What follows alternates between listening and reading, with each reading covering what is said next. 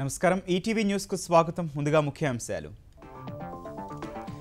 సంబురంగా జాతీయ సమైక్యత వజ్రోత్సవాలు నేడు పబ్లిక్ గార్డెన్స్ లో త్రివర్ణ పతాకం ఎగురవేయనున్న సీఎం కేసీఆర్ బంజారా ఆదివాసీ భవనాల ప్రారంభోత్సవం సికింద్రాబాద్ కవాతు మైదానంలో కేంద్రం విమోచన దినోత్సవాలు ముఖ్య అతిథిగా హాజరవుతున్న అమిత్ షా భారీ ఎత్తున ఏర్పాట్లు జాతీయ రాజకీయాల్లో కేసీఆర్ క్రియాశీల పాత్ర పోషించాలన్న వాఘేలా భాజపా దుర్మార్గ పాలన అంతం చేసేందుకు మద్దతిస్తామని ప్రకటన ఏపీ ఆర్థిక పరిస్థితికి ఢోకా లేదన్న సీఎం వ్యాఖ్యలపై నిపుణుల విస్మయం అప్పుల లెక్కలు తప్పుగా చెప్పి విశ్లేషిస్తే నిజమేలా అవుతుందని ప్రశ్న ఉక్రెయిన్ యుద్ధం ముగించాలని పుతిన్కు మోదీ సూచన ప్రపంచ ఆహార ఇంధన సంక్షోభాల పరిష్కారానికి నిర్ణయం సానుకూలంగా స్పందించిన రష్యా అధినేత అంగారకుడిపై జీవాన్వేషణలో కీలక ఆవిష్కరణ జెజెరో బిలంలో ఆర్గానిక్ పదార్థాల గుర్తింపు పరిశోధనలో కీలకాంశాలు వెలుగులోకొస్తాయని అంచనా ఐసీసీ చైర్మన్ పదవికి పోటీ చేసే యోచనలో గంగూలీ బీసీసీఐ పగ్గాలు జైషాకు కట్టబెట్టే అవకాశం మద్దతిస్తున్న 15 రాష్ట్ర సంఘాలు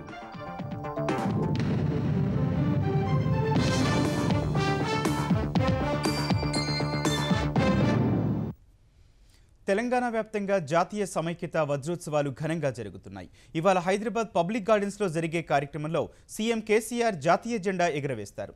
అన్ని జిల్లా కేంద్రాల్లో మంత్రులు ఇతర ప్రముఖులు త్రివర్ణ పతాకాన్ని ఆవిష్కరించనున్నారు.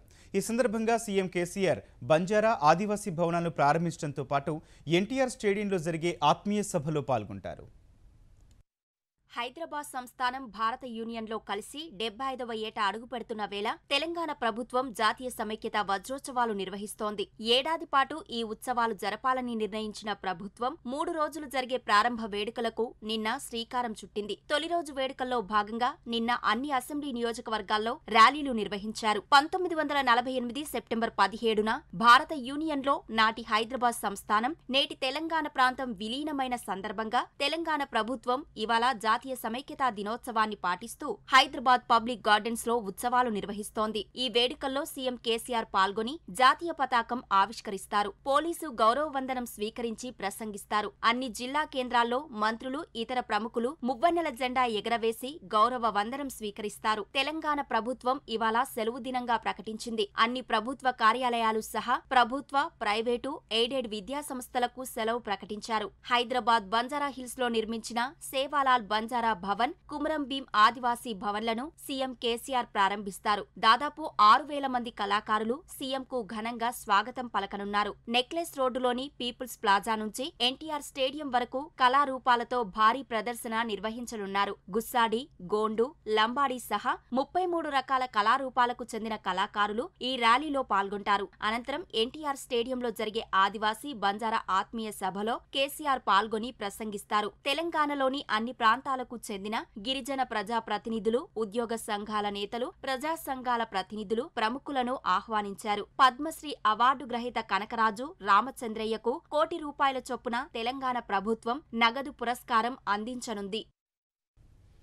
తెలంగాణ విమోచన దినోత్సవాలను అధికారికంగా నిర్వహిస్తున్న కేంద్ర ప్రభుత్వం తొలిసారి జరుపుతున్న ఈ వేడుకలను భారీ ఎత్తున ఏర్పాట్లు చేసింది.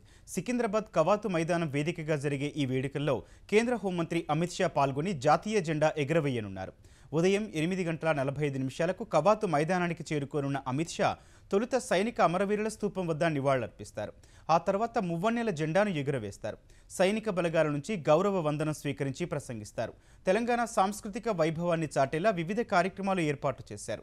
నాదస్వరం, బోనాలు, బతుకమ్మ, గుస్సాడి, గోండు, కోయ, డప్పులు, మరాఠా ఢోలు, ఒగ్గు కళాకారుల ప్రదర్శనలు, నృత్యాలు ఆకర్షణగా నిలవనున్నాయి.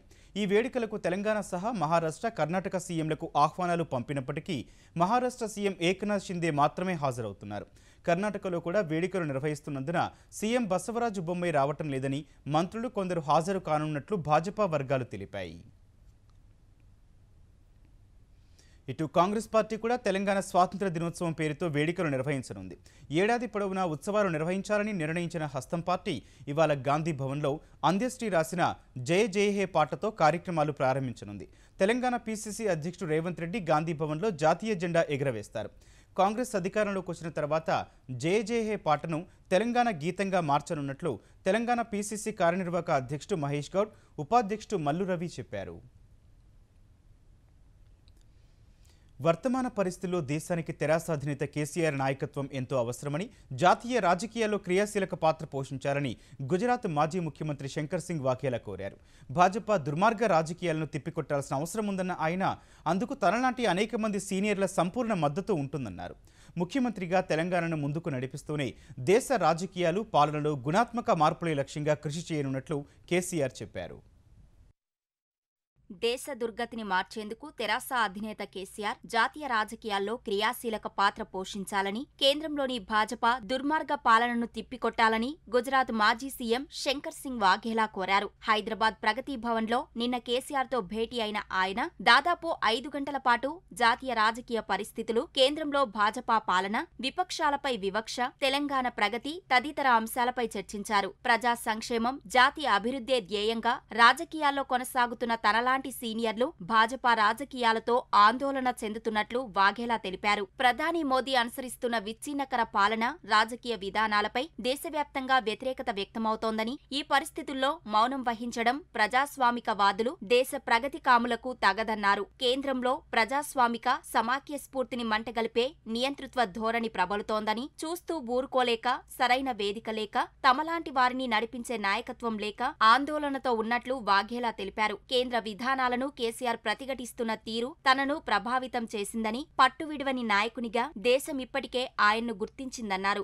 అసాధ్యమనుకున్న తెలంగాణను శాంతియుతంగా సాధించడమే గొప్ప కాగా, అనతి కాలంలోనే రాష్ట్రాన్ని ప్రగతిపథంలో నడిపిస్తున్నారని కొనియాడారు. 75 స్వతంత్ర భారత చరిత్రలో కేసీఆర్ది ఘన చరిత్ర అని పేర్కొన్న వాఘేలా, తెలంగాణకు అండగా నిలవాల్సిన కేంద్రం అడుగడుగునా ఇబ్బందులకు గురిచేస్తున్నప్పటికీ పట్టుదలతో ముందుకు సాగుతున్న తెగువ మహోన్నతమైందని ప్రశంసించారు. విపక్షాలు అధికారంలో ఉన్న రాష్ట్ర ప్రభుత్వాలను భయభ్రాంతులకు గురిచేస్తూ నియంతృత్వం ద్వారా లొంగదీసుకోవాలనే కుట్రలను భాజపా అమలు చేస్తోందని వాఘేలా ఆరోపించారు. మత, ప్రాంతీయ సామరస్యానికి విఘాతం కలిగిస్తూ లౌకిక, సమాఖ్యవాద వ్యతిరేక భాజపా కేంద్ర పాలనకు వచ్చే ఎన్నికల్లో చరమగీతం పాడాల్సి ఉందన్నారు. ఈ పీడ నుంచి తెలంగాణ సహా ఇతర రాష్ట్రాల ప్రజలను విముక్తి చేయాల్సిన అవసరం కేసీఆర్ కు ఉందని తనలాంటి సీనియర్లంతా భావిస్తున్నట్లు వాఘేలా తెలిపారు. కేసీఆర్ తన అనుభవాన్ని కేవలం తెలంగాణకే పరిమితం చేయకుండా దేశమంతా విస్తరించాల్సిన సమయం వచ్చిందని, కాంగ్రెస్ సహా పలు పార్టీల సీనియర్లందరం కలిసి చర్చించుకున్నామన్నారు.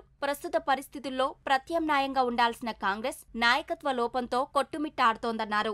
భావ సారూప్యం కలిగిన విపక్ష పార్టీలను ఐక్యం చేసేందుకు కేసీఆర్ నాయకత్వం అవసరం ఎంతో ఉందన్నారు. ఆయన సారథ్యంలో పనిచేయాలని నిర్ణయించుకున్న తర్వాతే హైదరాబాద్ వచ్చినట్లు తెలిపారు. సీనియర్లంతా కలిసే తనను పంపారని, వారంతా కేసీఆర్ కు సంపూర్ణ మద్దతు తెలిపినట్లు చెప్పారు. జాతీయ రాజకీయాల్లోకి వచ్చి దేశగతిని మార్చాల్సిందిగా కేసీఆర్ ను వాఘేలా ఆహ్వానించారు. వాఘేలాకు ధన్యవాదాలు తెలిపిన తెరాస అధినేత కేసీఆర్, ముఖ్యమంత్రిగా తెలంగాణను ముందుకు నడిపిస్తూనే దేశ రాజకీయాలు, పాలనలో గుణాత్మక మార్పు కోసం తన వంతు కృషి చేస్తానని హామీ ఇచ్చారు. వాఘేలా వంటి సీనియర్ జాతీయ నేతలు తనకు స్వచ్ఛందంగా మద్దతు ప్రకటించడంపై హర్షం వ్యక్తం చేశారు. తన నాయకత్వాన్ని సమర్థించిన సీనియర్ నేతలందరికీ కేసీఆర్ ధన్యవాదాలు తెలిపారు.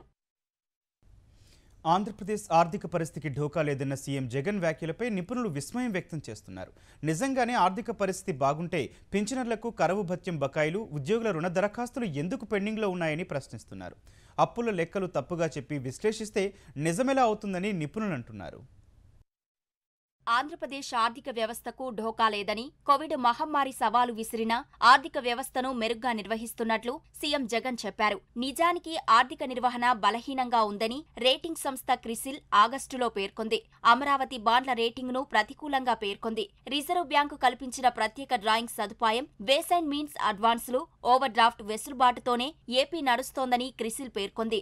ఆర్థిక పరిస్థితి చక్కగా ఉంటే వేల కోట్ల బిల్లులు ఎందుకు పెండింగ్లో ఉన్నట్లు, బిల్లుల కోసం గుత్తేదారులు, సరఫరాదారులు న్యాయస్థానాలను ఎందుకు ఆశ్రయిస్తున్నట్లు? పింఛనర్లకు ఎప్పుడో ఇవ్వాల్సిన కరువు భత్యం బకాయిలు ఎందుకు సకాలంలో ఇవ్వట్లేదు? ఆర్థిక వ్యవస్థ బాగుండి బిల్లులు సరిగానే చెల్లిస్తే గుత్తేదారులు టెండర్లంటే ఎందుకు భయపడుతున్నారు? శ్రీశైలం ప్రాజెక్టుకు చెందిన ₹1,00,00,000 బిల్లు ఇంతవరకు ఎందుకు చెల్లించలేదు? ఉద్యోగులు దాచుకున్న సొమ్ము నుంచి రుణం తీసుకోవడానికి దరఖాస్తు చేస్తే నెలల తరబడి ఎందుకు పెండింగ్లో ఉంచుతున్నారు? ఆర్థిక పరిస్థితి అంత బాగుంటే ప్రతి నెల 8-9 వేల కోట్లు బహిరంగ మార్కెట్ రుణాలు ఎందుకు తీసుకుంటున్నారనే ప్రశ్నలు వినిపిస్తున్నాయి.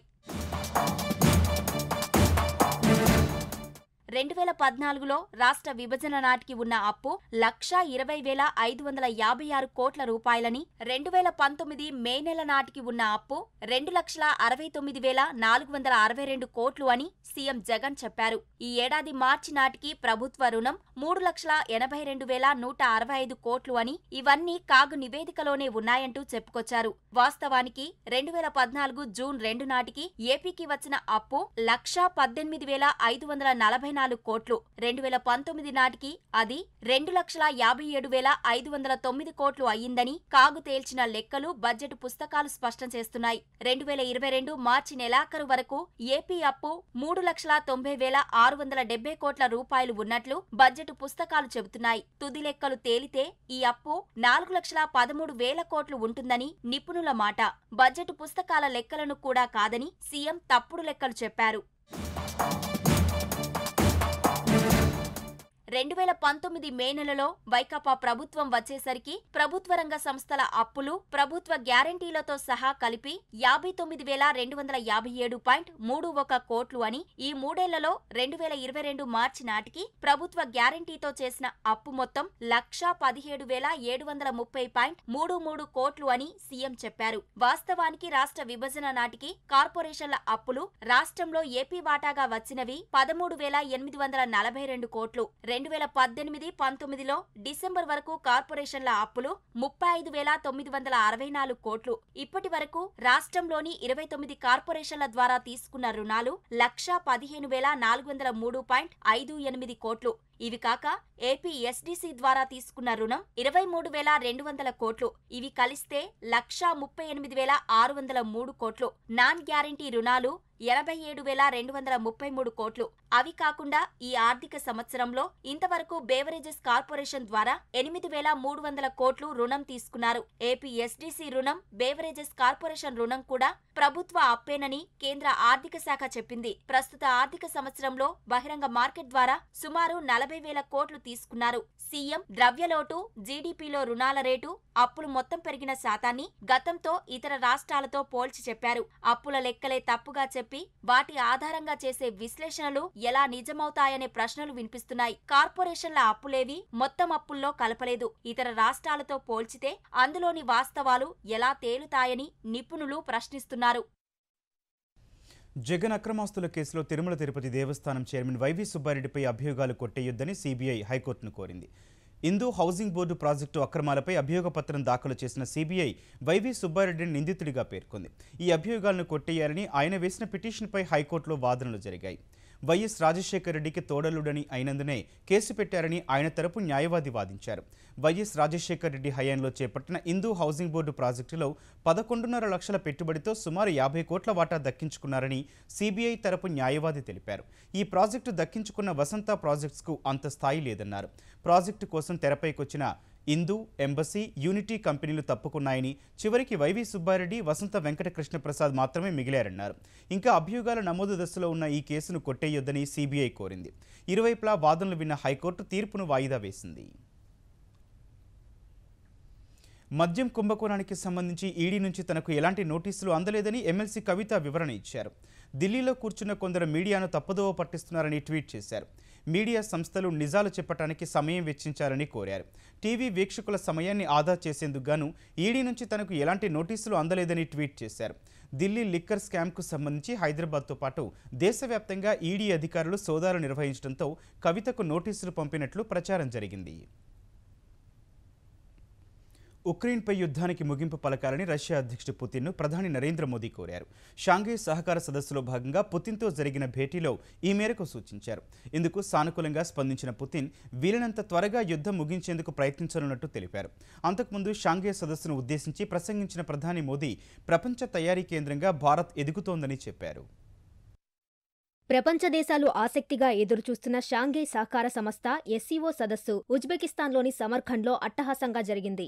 ఈ సమావేశాలకు రష్యా, చైనా అధ్యక్షులు, భారత్, పాక్ ప్రధానులు హాజరయ్యారు. ఈ సందర్భంగా రష్యా అధ్యక్షుడు పుతిన్తో ప్రధాని మోదీ భేటీ అయ్యారు. ఉక్రెయిన్ యుద్ధం అంశాన్ని ప్రస్తావించిన ప్రధాని త్వరగా ముగించాలని కోరారు. ప్రపంచాన్ని ఇబ్బంది పెడుతున్న ఆహార, ఇంధన సంక్షోభాలకు వెంటనే పరిష్కార మార్గాలు కనుగొనాల్సిన ఆవశ్యకతను నొక్కి చెప్పారు.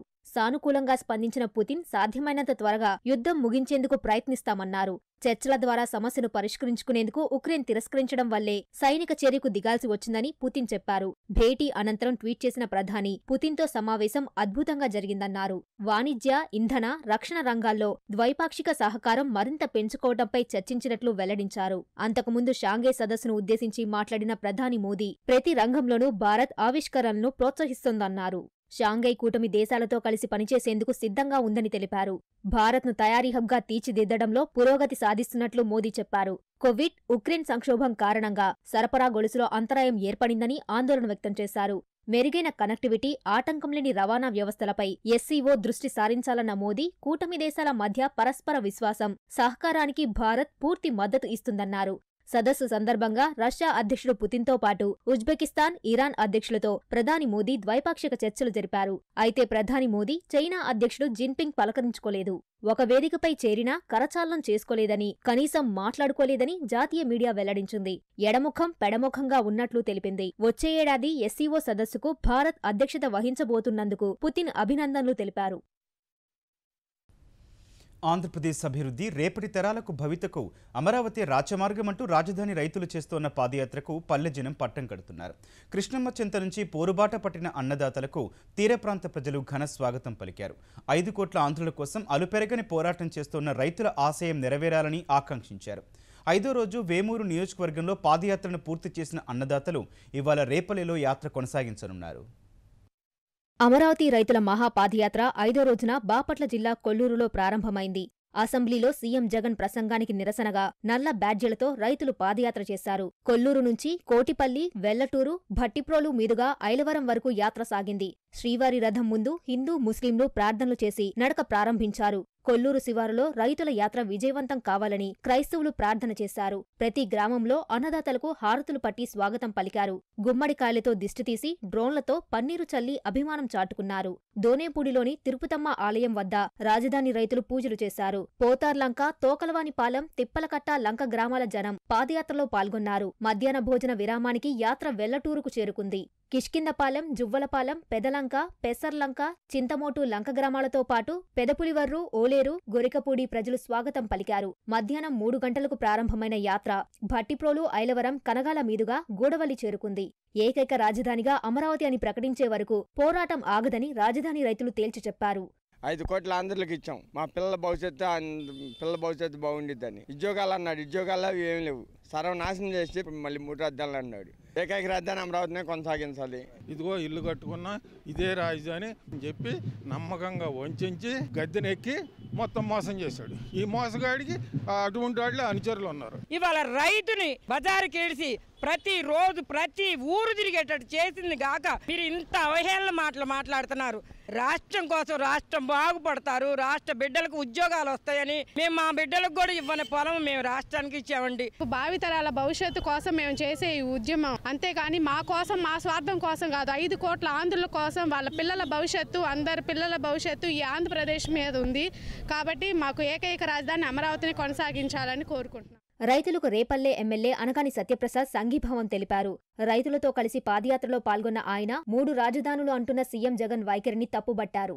ఇప్పుడు కూడా ఈ అంశం కోర్టులో ఉన్నప్పటికీ కూడా మళ్ళీ అసెంబ్లీలో కూడా ప్రాంతాల మధ్యలో కులాల చిచ్చులు పెట్టే విధంగా ఈ ముఖ్యమంత్రి మాట్లాడటం నిజంగా బాధాకరం విషయం. ఇది రాష్ట్రంలో ఉన్న 5 కోట్ల మందిది బాధ్యత. తప్పకుండా ఇది 5 కోట్ల మంది యొక్క ఆస్తి కాబట్టి దాన్ని కాపాడుకునే దిశగా అందరం కూడా దీంట్లో పాలు పంచుకుని వాళ్ళకి సంఘీభావం తెలియాల్సిన అవసరం ఉందని చెప్పి తెలియజేస్తా ఉన్నాం. 6వ రోజు పాదయాత్ర ఇవాళ బాపట్ల జిల్లా భట్టిప్రోలు మండలం ఐలవరం నుంచి మొదలై చెరుకుపల్లి మండలం కనగాల, రాజవోలు, తూర్పుపాలెం మీదుగా నగరం వరకు కొనసాగనుంది. ఆంధ్రప్రదేశ్లోని గ్రామ వార్డు వాలంటీర్లు ఎన్నికల విధుల్లో పాల్గొనకూడదని రాష్ట్ర ఎన్నికల ప్రధానాధికారి ముఖేష్ కుమార్ మీనా ఆదేశించారు. ఈ మేరకు ఉత్తర్వులు జారీ చేశారు. ఓటర్ కార్డుతో ఆధార్ అనుసంధానం చేసే ప్రక్రియలో వాలంటీర్లను భాగస్వాములు చేయొద్దని ఈసీ ఆదేశించింది. ఏపీ ప్రభుత్వం నుంచి గౌరవ వేతనం పొందుతున్న కారణంగా ఎన్నికల విధుల్లో వారిని భాగస్వాములు చేయొద్దని సూచించింది. ఈ మేరకు ఎన్నికలకు సంబంధించిన ఏ ప్రక్రియలోనూ వారికి విధులు కేటాయించవద్దని రాష్ట్ర ఎన్నికల ప్రధానాధికారి మీనా కలెక్టర్లకు సూచించారు. అంగారక గ్రహంపై జీవాన్వేషణ కోసం పరిశోధనలు సాగిస్తున్న అమెరికా అంతరిక్ష పరిశోధన సంస్థ నాసాకు చెందిన పర్సెవరెన్స్ రోవర్ కీలక ఆనవాళ్లు గుర్తించింది. జెజెరో బిలం నుంచి ఆర్గానిక్ మాలిక్యూల్స్ సహా పలు నమూనాలను సేకరించింది. ఆ మాలిక్యూల్స్తో అంగారకుడిపై పురాతన జీవాలుండొచ్చని ఖచ్చితంగా చెప్పలేనప్పటికీ భవిష్యత్తు పరిశోధనలకు ఇవి కీలకంగా మారనున్నాయని నాసా చెబుతోంది. మార్స్పై పురాతన నదీ డెల్టాగా భావిస్తోన్న జెజెరో బిలం నుంచి ఇసుక రాయి, రాతి శిలలతో పాటు ఆర్గానిక్ పరమాణువులు ఉన్న బురదరాయిని రోవర్ గుర్తించిందని ప్రాజెక్టు శాస్త్రవేత్త కెన్ ఫోర్లే తెలిపారు. ఆర్గానిక్ పరమాణువుల్లో కార్బన్, హైడ్రోజన్, ఆక్సిజన్ అణువులతో పాటు నైట్రోజన్, ఫాస్ఫరస్, సల్ఫర్ వంటి అణువులున్నాయి. జూలై 7వ తేదీ నుంచి మొత్తం 4 నమూనాలను పర్సెవరెన్స్ రోవర్ సేకరించింది. ఇప్పటి వరకు రోవర్ సేకరించిన శాస్త్రీయ రాతి నమూనాల సంఖ్య 12కి చేరింది. దాదాపు 74 ఏళ్ల తర్వాత దేశంలోకి మళ్లీ చీతాలు ప్రవేశించనున్నాయి. నమీబియా నుంచి 8 చీతాలు మరికొద్దిసేపట్లో భారత్కు రానున్నాయి. 4 నుంచి 6 ఏళ్ల వయసున్న 5 ఆడ, 3 మగ చీతాలు నమీబియా నుంచి ప్రత్యేక బోయింగ్ విమానంలో భారత్కు బయలుదేరాయి. వాటి రాకకు గుర్తుగా వాటిని తీసుకొచ్చిన విమానం ముందు భాగాన్ని చీతాల చిత్రాలతో తీర్చిదిద్దారు.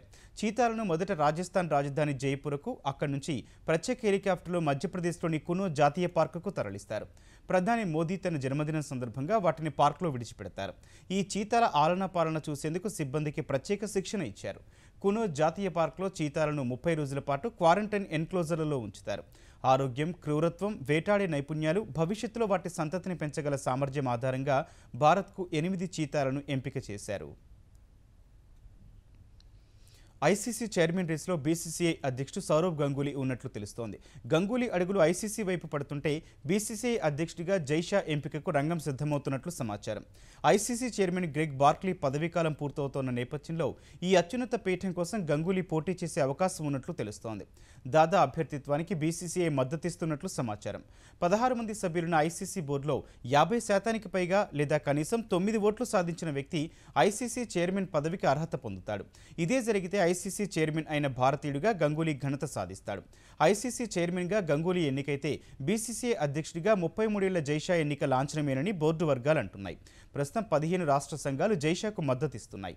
కోవిడ్ సమయంలో జైషా వల్లే ఐపీఎల్ జరిగినట్లు అత్యధిక సంఘాలు భావిస్తున్నాయి.